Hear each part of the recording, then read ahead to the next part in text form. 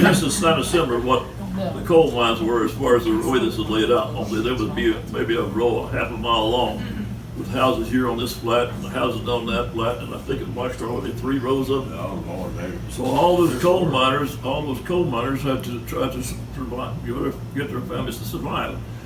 And back then, the union was just coming in. John L. Lewis was just about 1940, I guess, in that area when it come in down there. So coal miners didn't make a whole lot of money.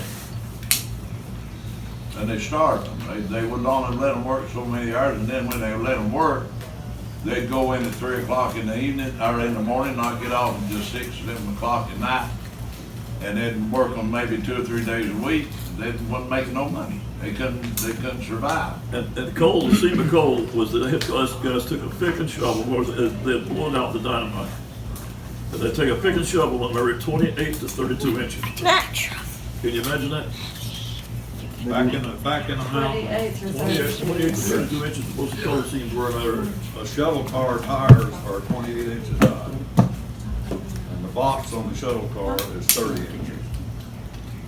Yeah, but back then, they did it with a they call it the red edge shovel. They used an old Wyoming red edge shovel. Them guys would scoop back in there and they'd scoop that stuff and put it on a car and push it out. Then they'd go back and load another and push it out.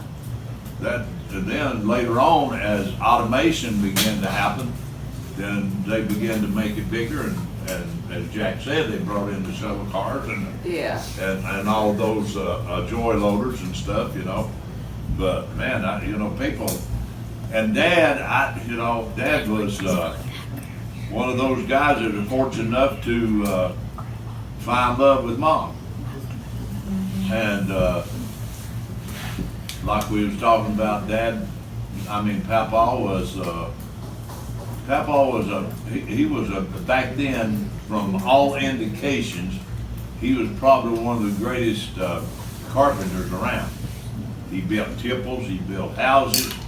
Him and Johnny and Lonnie Montgomery. Yeah, they were guys that just locked up together and started building stuff. They built stuff for Black Star, for Blue Diamond. When they started the old Dinky train, see, Pathfork really was started by Bring-Gardner Coal Company. Wood Company. And Bring-Gardners came in, and the reason they came there was because of all the virgin timber. And they was cutting the virgin timber. So down where Park Taylor was at, just all in that place where Park lived, there used to be a big sawmill there. I remember. And right there across from that, you went up that draw, and they put a tram road in. You didn't know who didn't know the tram road? They put the tram road in, and they had an old dinky train. And that dinky train would go, and that's why that you have that tram road there at the house. It goes all the way down, all the way to the CC box. Went around across our property right there. Right, absolutely, and Top of the hill. all the way through there, and what they would do, they would bring that, and there where Meyer and them lived, that's where they dumped it on the truck, and they took it on over to but the dinky train would go on down and down into the sawmill. So all of that was put in there for that purpose. Then wasn't long after that until Black Star Coal Company come along. But then you had Tuggleville, you had Long Ridge, you had Cardinal, you had Long Ridge, Cardinal, Tuggleville, Insall, Blue Diamond, and Black Star. And Black Star number 2. Because there was 2 of those companies in Black Star that had companies. There was Black Star number 1, Black Star number 2. And they were different, they were together, but they were different companies. But you had 7 different coal companies in that region, in that 7 miles. There's only 7 miles through there. And at one time, there was probably 7,000 people in there. Wow. Well, I can remember Black Star being full of people. Oh, yeah, absolutely. Well, then you had a lot of people from Barber and come. Yeah.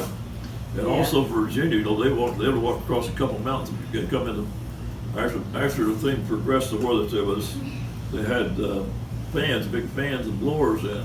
They cut a hole through the mountain and they would pump the gas out of the, would suck the gas out, push the gas out of the mountain. And so actually there were people in Rose Hill, Virginia would walk across there and come in the backside of that mountain to work. Rose Hill and you and both. Wow. That's how Pathfork come across there. Pathfork was raised when he was young and Rosehill. Pathfork Bradford.